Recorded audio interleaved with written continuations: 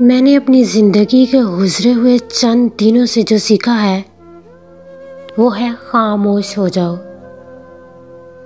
कोई दिल दुखाए खामोश हो जाओ। कोई आपके बारे में गलत बात करे खामोश हो जाओ। रोने का दिल चाहे खामोश हो जाओ।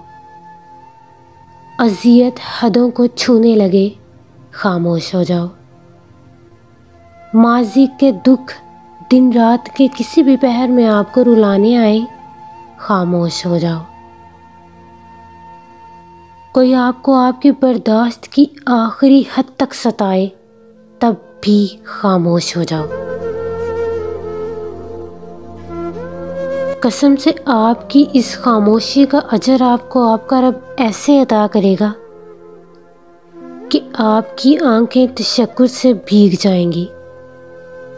आपका दिल इन शुक्र के सजदों में ही कहीं रह जाएगा और इस लम्हे आपको एहसास होगा कि खामोश हो जाना किस कदर बेहतर है गिला शिकवा करने से।